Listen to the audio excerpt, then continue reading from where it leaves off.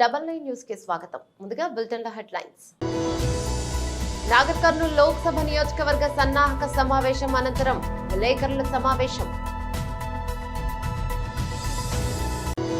దర్పల్లి మండలంలోని బేల్య తండాలో ఉప సర్పంచ్ శివరాం అధ్యక్షతన వికసిత్ భారత్ సంకల్ప యాత్రను నిర్వహించారు. రాజేంద్రనగర్ ఎమ్మెల్యే ప్రకాష్ గౌడ్ను మైలార్దేవుపల్లిలోని ఆయన నివాసంలో ట్రాన్స్పోర్ట్ మినిస్టర్ పొన్నం ప్రభాకర్ మర్యాదపూర్వకంగా కలిశారు. Chandrababu, Lokesh, Ramojirao white collar criminals, మంత్రి శ్రీ అంబటి రాంబాబు. నాగర్ కర్నూలు లోక్సభ నియోజకవర్గ సన్నాహక సమావేశం అనంతరం విలేకరుల సమావేశం. 10-11 లక్షల ఎకరాల్లో సాగునీళ్లు వచ్చి గ్రామీణ ప్రాంతాలు పచ్చబడి పంటలు పెరిగి ఉపాధులు వచ్చి వలసలు ఆగిపోయి వలసలు పోయినటువంటి వాళ్ళు తిరిగి వచ్చి గ్రామాలన్నీ కూడా అభివృద్ధి చెందుతున్నటువంటి ఈ తరుణంలో కొత్త ప్రాజెక్టు అయినటువంటి పాలమూరు రంగారెడ్డిని కూడా గౌరవ ఆనాటి ముఖ్యమంత్రి గారు కేసీఆర్ గారు స్వయంగా వెటరన్ చేసి పాలమూరు ప్రాజెక్టు దాదాపు పూర్తయినటువంటి దాన్ని ప్రజలకు అంకితం ఇచ్చినాక కూడా మరి ఫలితాలు కొంత నిరాశ కలిగించినటువంటి విషయాన్ని శ్రేణులు అభిప్రాయపడ్డారు.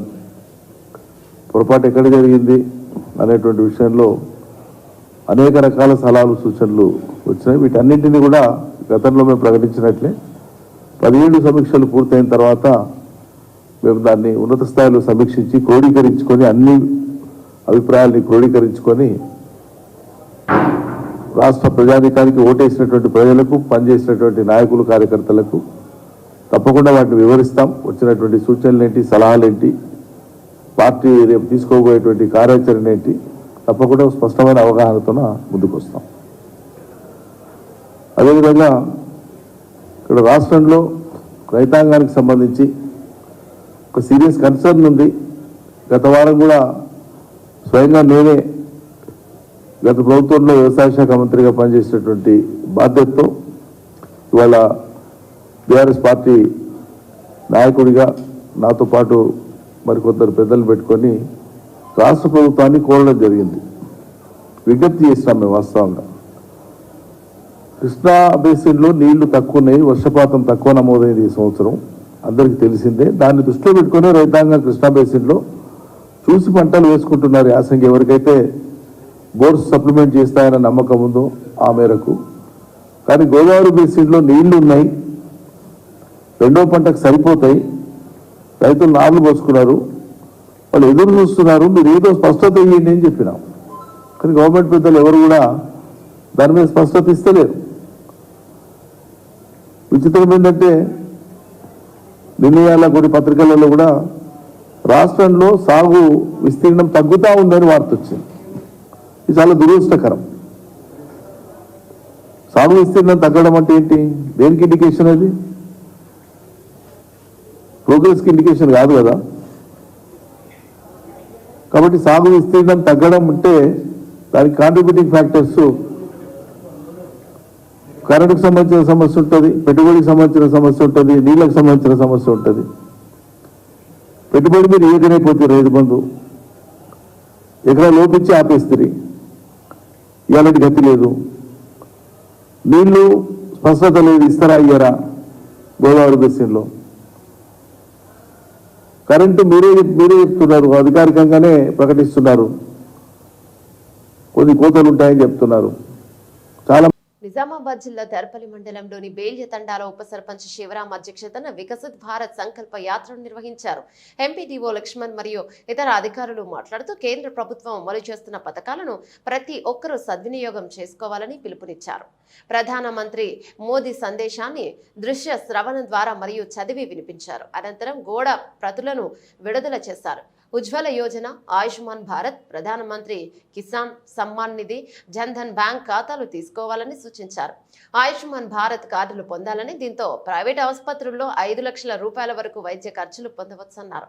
ఇల్లు లేని వారు ఇంటి నిర్మాణ సాయం కోసం ప్రధానమంత్రి ఆవాస్ యోజన, అటల్ పెన్షన్, జీవన జ్యోతి బీమా, కిసాన్ సమ్మాన్ నిధి తదితర పథకాలను వివరించారు. స్వయం ఉపాధి కోసం రుణాలు పొందాలని, ముద్రా లోన్ కు దరఖాస్తు చేసుకోవాలన్నారు. ముఖ్యంగా ఆధునిక కాలంలో వ్యవసాయంపై కొత్తగా ఆధునిక టెక్నాలజీ రూపంలో ఎన్నో యంత్రాలు అందుబాటులోకి వచ్చాయని వరి పంట ఇతర పంటలకు రసాయనాలు పిచికారీ చేయడానికి డ్రోన్ కెమెరా ద్వారా తక్కువ ఖర్చుతో ఎక్కువ ఎకరాలు పిచికారీ చేసి అధిక లాభాలు రాబట్టొచ్చని వారన్నారు. డ్రోన్ ద్వారా పొలంలో పిచికారీ చేసి రైతులకు అవగాహన కల్పించారు. కార్యక్రమంలో ఉప sarpanch Sivaram, MPDO Lakshman, MP office అధికారులు మౌనిక, సోని, కార్యదర్శి నవీన్, తండా నాయక్, దావూజీ, తండా అభివృద్ధి కమిటీ చైర్మన్ మెగవత్ మెహన్ మరియు సభ్యులు నరేందర్, మోడిరేచా, దేవ్ సింగ్, చందర్, ఆశా వర్కర్లు, అంగన్వాడీ కార్యకర్తలు, ఆయా పార్టీల నేతలు తదితరులు పాల్గొన్నారు.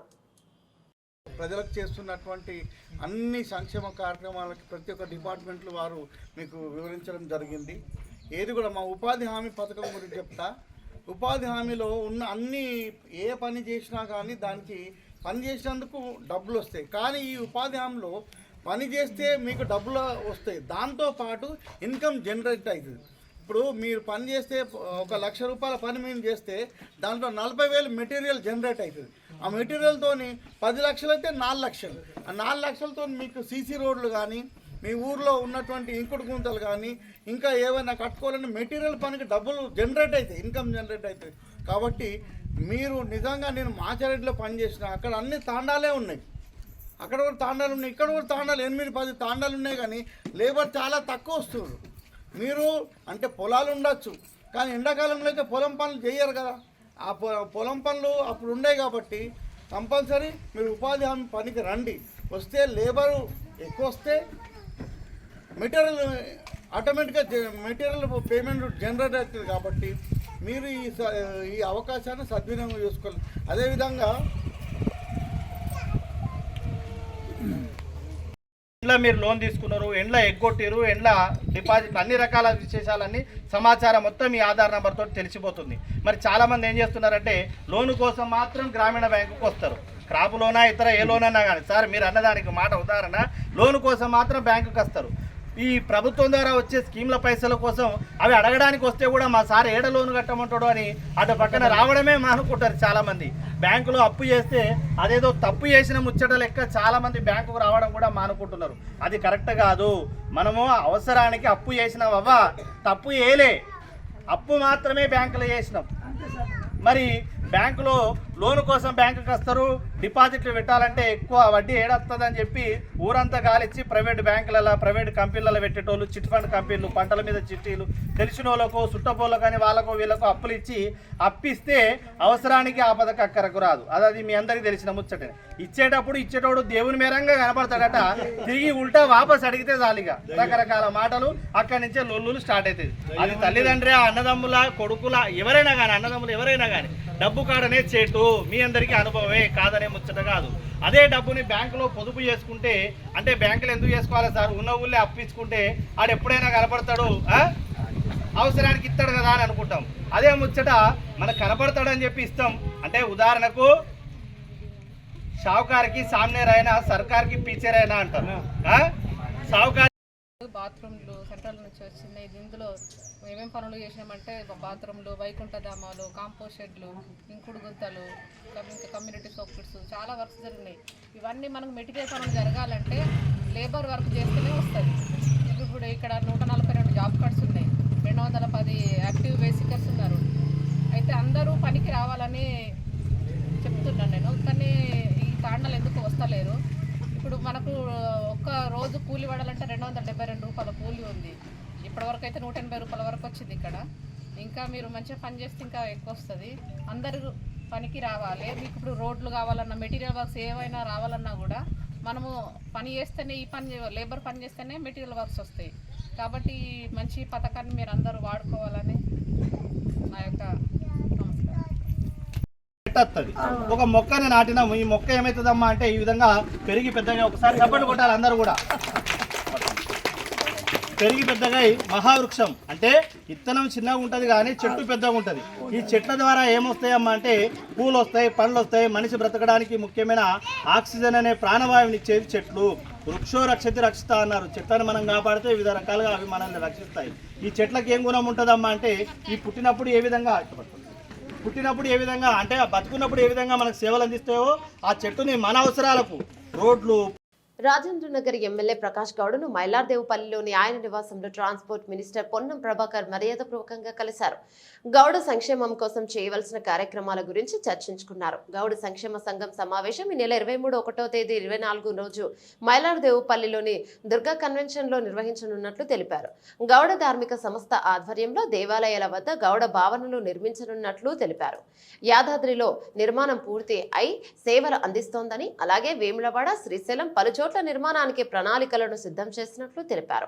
గౌడ సంక్షేమ సంఘాన్ని బలోపేతానికి కృషి చేయుటకు అందరం కలిసి పాటుపడాలన్నారు. ఈ కలయికలో ఎలాంటి రాజకీయ ఉద్దేశాలు లేవని తెలిపారు. మినిస్టర్ తో పాటు ఎక్స్ మండలి chairman Swamigoud, Mylardevpally ex corporator Premdas Goud, Haricharan Goud, Srinivas Goud, Rajugoud తెలిపారు. Chandrababu, Lokesh, Ramojirao white collar criminals. మంత్రి శ్రీ అంబటి రాంబాబు. ఒక కీలకమైనటువంటి తీర్పు వెలువడింది. వెలువడే ముందు అందరూ కూడా చాలా ఉత్కంఠతగా ఎదురు చూశారు. అత్యున్నత న్యాయస్థానమైనటువంటి సుప్రీంకోర్టు ఈ స్కిల్ డెవలప్మెంట్ కార్పొరేషన్లో జరిగినటువంటి 371 కోట్ల రూపాయల విలువ కలిగినటువంటి దోపిడీని చంద్రబాబు నాయుడు గారు అక్రమంగా, అన్యాయంగా మోసం చేసి దోపిడీ చేస్తే ఈ కేసులో ఏ విధమైనటువంటి తీర్పు వెలువడబోతుంది, చంద్రబాబు నాయుడు గారికి అనుకూలమైనటువంటి తీర్పు వెలువడబోతుందా, లేక చంద్రబాబు నాయుడు గారికి వ్యతిరేకమైన తీర్పు వెలువడబోతుందా అనేటువంటిది చాలా ఉత్కంఠతగా రాష్ట్ర ప్రజానీకం, అదేవిధంగా న్యాయ నిపుణులు ఎదురు చూశారు. నిన్న ఎట్టకేలకు అక్టోబర్ 15వ తారీఖున 15వ తారీఖున వాదనలన్నీ విని తీర్పు రిజర్వ్ చేస్తే నిన్న 1 గంటకి తీర్పును వెలువరించడం జరిగింది. ఇద్దరు judges, supreme court judges, justice Bose, అదేవిధంగా జస్టిస్ త్రివేది ఇద్దరితో కూడుకున్న ధర్మాసనం నిన్న ఒక తీర్పును వెలువరించింది. ఆ తీర్పు తెలుగుదేశం పార్టీకి, చంద్రబాబు నాయుడు గారికి తీవ్రమైన నిరాశను గురి చేసింది. ఆ తీర్పులో వారు ఏమి కోరుకున్నారు అంటే, ఏం వాదనలు వినిపించారు అంటే, ఈ కేసు చెల్లదు, చంద్రబాబు నాయుడు గారి మీద పెట్టినటువంటి కేసును కొట్టేయండి, విచారణలోకి రాకముందే కొట్టేయండి, అసలు విచారణ అర్హతే ఈ కేసుకు లేదు. ఎందుకనంటే చంద్రబాబు నాయుడు గారిని అరెస్ట్ చేసే ముందు 17A సెక్షన్ ప్రకారం అవినీతి నిరోధక చట్టంలోని 17A ప్రకారం గవర్నర్ పర్మిషన్ తీసుకోవాలి. ఆయన్ని గవర్నర్ పర్మిషన్ తీసుకోకుండా ఆయన అరెస్ట్ చేశారు కాబట్టి ఈ ఎఫ్ఐఆర్ చెల్లదు, ఎఫ్ఐఆర్ కొట్టేయండి, అసలు విచారణ జరపడానికే వీల్లేదు, ఆల్మోస్ట్ ఆల్ నిర్దోషిగా ప్రకటించేయండి అనేటువంటి వాదనలు సుదీర్ఘకాలం వినిపించారు. ఎక్కడ వినిపించారు? సుప్రీంకోర్టులోనే కాదు, విజయవాడ కోర్టులో కూడా ఇదే వాదన వినిపించారు రిమాండ్కి పంపించే ముందు, జడ్జి ముందు.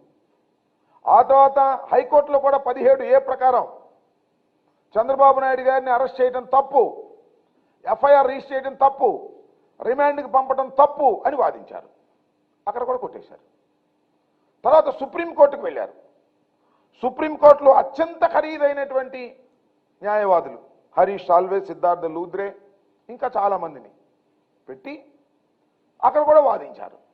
ఈ కేసుని కొట్టేయాలి, చంద్రబాబు నాయుడు గారిని విచారించడానికి కూడా వీల్లేదు, ఆయన నిర్దోషిగా ప్రకటించాలి, 17A వర్తిస్తుంది అనేటువంటి వాదనలు వినిపించి నిన్న ఎదురు చూశారు, కొట్టేస్తారు, ఇక మా చంద్రబాబు నాయుడు గారు నిర్దోషి, మా చంద్రబాబు నాయుడు కడిగి ముత్యంలాగా వస్తాడు, గాడిది గుడిలాగా వస్తాడు అని పేపర్లో రాసుకోవాలని ప్రయత్నం చేశారు. ఈనాడులో ఫ్రంట్ పేజీలోను, ఆంధ్రజ్యోతిలోను రాశారు. ఇవాళ కూడా రాశారు.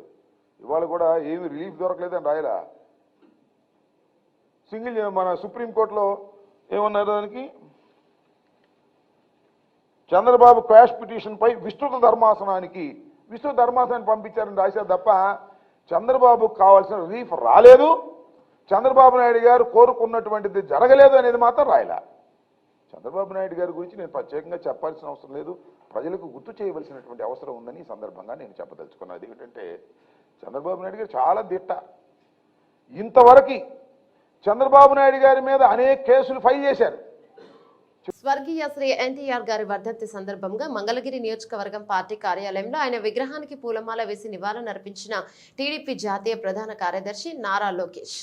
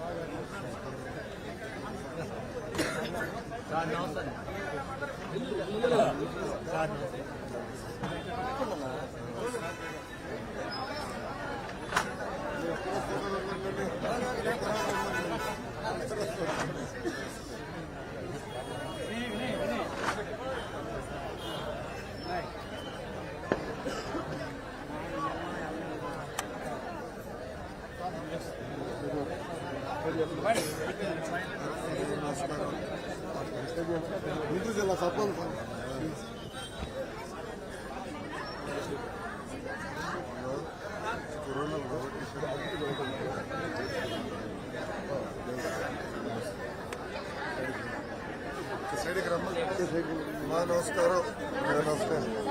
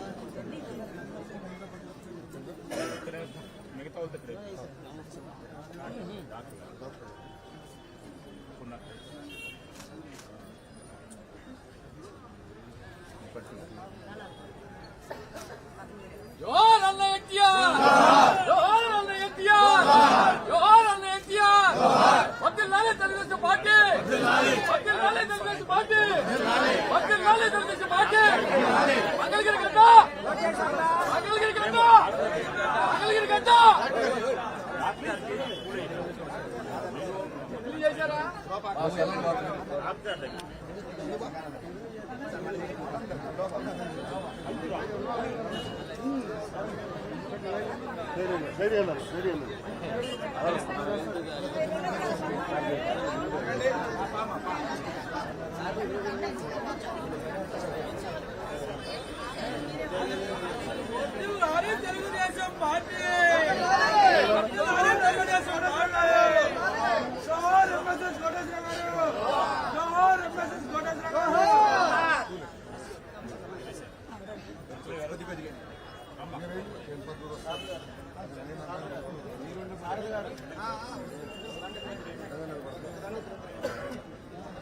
మూడు మ్యాచ్ల టీ20 సిరీస్లో భాగంగా ఆఫ్ఘనిస్తాన్లో బెంగళూరులో జరిగిన చివరిదైన మూడో టీ20లో అరుదైన రికార్డు ఒకటి వచ్చి చేరింది. ఈ మ్యాచ్లో తొలుత బ్యాటింగ్ చేసిన భారత జట్టు కెప్టెన్ రోహిత్ శర్మ శతకబాదుడుతో 4 వికెట్ల నష్టానికి 212 పరుగులు చేసింది. అనంతరం 213 పరుగుల విజయ లక్ష్యంతో బ్యాటింగ్ ప్రారంభించిన ప్రత్యర్థి ఆఫ్ఘనిస్తాన్ అంతే దూకుడుగా ఆడి 20 ఓవర్లలో 6 వికెట్ల నష్టానికి 212 పరుగులు చేసింది. మ్యాచ్ టై కావడంతో సూపర్ ఓవర్ అనివార్యమైంది. తొలి సూపర్ ఓవర్లో ఆఫ్ఘనిస్తాన్ 16 పరుగులు చేసింది. అనంతరం 17 పరుగుల లక్ష్యంతో బ్యాటింగ్ ప్రారంభించిన టీమిండియా కూడా 16 పరుగులే చేయడంతో మ్యాచ్ మరో మారు టై అయ్యింది. అయితే దీంతో మళ్ళీ రెండో సూపర్ ఓవర్ మొదలైంది. ఈసారి భారత జట్టు 11 పరుగులు చేయగా ఆఫ్ఘనిస్తాన్ జట్టు 3 బంతుల్లోనే 2 వికెట్లు కోల్పోయి ఓటమి పాలైంది. ఈ విజయంతో భారత్ 3 మ్యాచ్ల సిరీస్ 3-0తో గెలుచుకుంది. కాగా ఒక అంతర్జాతీయ మ్యాచ్లో 2 సూపర్ ఓవర్ వేయాల్సి రావడం ఇదే తొలిసారి. స్విట్జర్లాండ్లోని దావోస్ వేదికగా జరుగుతున్న వరల్డ్ ఎకనామిక్ ఫోరం సదస్సులో పాల్గొన్న సీఎం రేవంత్ రెడ్డి బుధవారం హెల్త్ కేర్ డిజిటలీకరణ అంశంపై మాట్లాడారు. తెలంగాణ రాష్ట్ర ప్రజలందరికీ డిజిటల్ హెల్త్ కార్డులు అందించనున్నామని, ఈ మేరకు డిజిటల్ హెల్త్ కార్డులను రూపొందిస్తున్నామని ప్రకటించారు.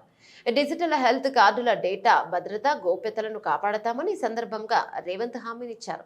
ప్రభుత్వ ప్రైవేట్ భాగస్వామ్యంతో అత్యాధునిక సాంకేతికత సహాయంతో నాణ్యమైన విద్యా సేవలను అందించనున్నామని ఆయన చెప్పారు. రాష్ట్ర ప్రజలందరికీ అత్యుత్తమ వైద్య సేవలు అందించాలన్నది తమ లక్ష్యమన్నారు. రాజీవ్ ఆరోగ్యశ్రీ కింద పేదలకు 10 లక్షల వరకు ఉచిత వైద్య సేవలు అందిస్తున్నామని రేవంత్ ప్రస్తావించారు.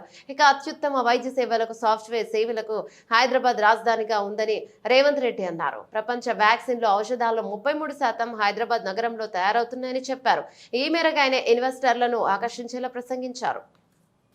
అనకాపల్లి జిల్లాలో మాడుగుల ప్రాజెక్టు వద్ద అంగన్వాడీ సమస్యలపైన భారీ ఎత్తున ఆందోళన చేయడం జరిగింది. కారణం అంగన్వాడీలు గత 37 రోజుల నుండి సమ్మె జరుగుతూ ఉంది. ఆటలో భాగంగా ఈ నెల 9వ తారీఖున రాష్ట్ర ప్రభుత్వం సిడిపిఓ గారి చేత నోటీసులు జారీ చేసింది. ఆ నోటీసులకు సమాధానంగా ఈ రోజు ఇవ్వాల్సి ఉంది.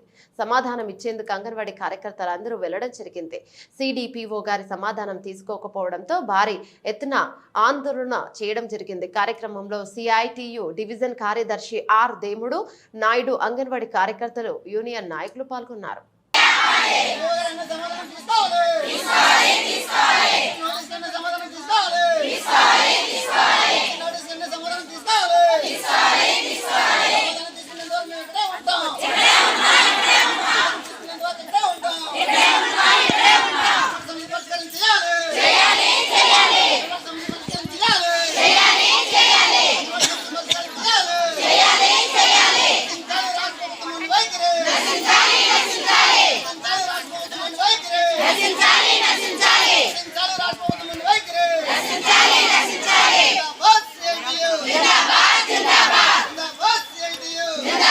జిందాబాద్